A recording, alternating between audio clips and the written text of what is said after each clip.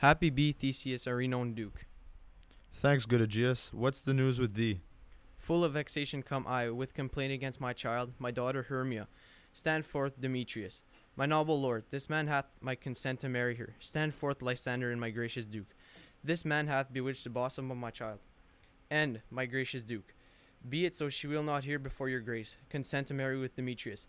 I beg the ancient privilege of Athens. As she is mine, I may dispose of her, which shall be either to this gentleman or to her death, according to our law, immediately provided in that case. What say you, Hermia? Be advised, fair maid. To you, your father should be as a god, one that composed your beauties, yeah, and one to whom you are but as form in wax. Demetrius is a worthy gentleman. So is Lysander. In himself he is, but in this kind, wanting your father's voice, the other must be held the worthier. I would my father look but with my eyes. Rather your eyes must with his judgment look. I do entreat your grace to pardon me. I know not by what power I may behold, nor what may concern my modesty, in such a presence here to plead my thoughts, but I beseech your grace that I may know the worst that may befall in my case if I refuse to wed Demetrius. Either to die the death or to abjure forever the society of men. Therefore, fair Hermia, question your desires, know of your youth, examine well your blood, whether if you yield not to your father's choice, if desire not, you can endure the delivery of a nun. So will I grow, so live, so die, my lord, ere I yield my virgin maiden up unto his lordship, whose unwished yoke my soul consents not to give serenity. Take time to pause, and by the next new moon, for sealing day betwixt my love and me, for everlasting bond of fellowship, upon that day either prepare to die for disobedience to your father's will, or else to wed Demetrius as he would, or on Diana's altar to protest, for I, austerity, and single life. Relent, sweet Hermia, and Lysander, yield thy crazed title to my certain right. You have our father's love, Demetrius. Let me have Hermia's. Do you marry him? Scornful Lysander, true he hath my love, and what is mine my love shall render him. And she is mine, and all my right of her I do estate unto Demetrius.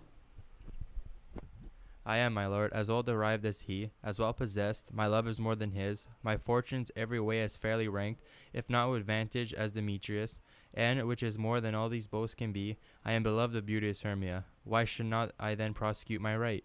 Demetrius, I'll avouch it to his head, made love to Neater's daughter, Helena, and won her soul, and she sweet lady dotes, devoutly dotes in idolatry, upon this spotted and inconstant man.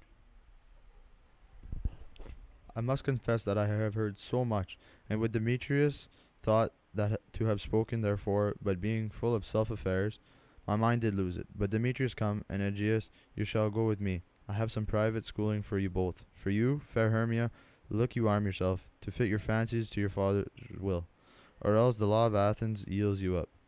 To death, or to vow of single life, come, my Hippolyta. What cheer, my love, Demetrius and Aegeus, go along. I must employ you in some business against our nuptial, and confer with you, or of something nearly that concerns yourselves. With duty and desire we follow you. How now, my love? Why is your cheek so pale? How chance the roses there do fade so fast? Belike for want of rain, which I could well beteem from the tempest of my eye. Ay me, for aught that I could ever read, could ever hear by tale or history, the course of true love never did run smooth, but either was different in blood. O cross, too high to be enrailed too low. Or else misgraft in respective years. O spite, too old to be engaged too young. Or else it stood upon the choice of friends. O hell, to choose love by another's eye.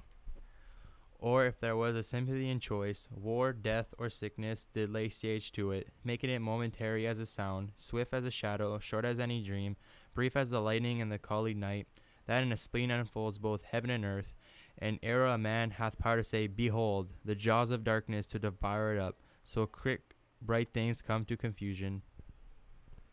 If then true lovers has ever been crossed, it stands as an edict in destiny, Then let us teach our trial patience, because in our customary cross, as due to love as thoughts, dreams and sighs, wishes and tears, poor fancy followers.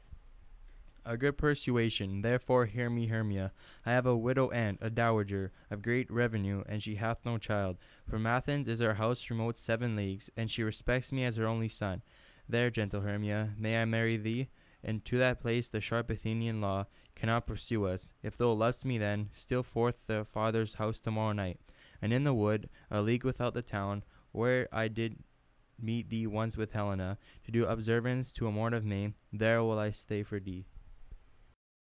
My good Lysander, I swear to thee, by Cupid's strongest bow, by his best arrow with the golden head, by the simplicity of Venus's dove, by which knitted souls prosper love, and by what fire which burned the Carthage queen, then the false Troyes under the sail was seen, by all the vows that ever men have broke, in numbers more than ever woman spoke, in that same place thou hast appointed me, tomorrow truly I will meet with thee.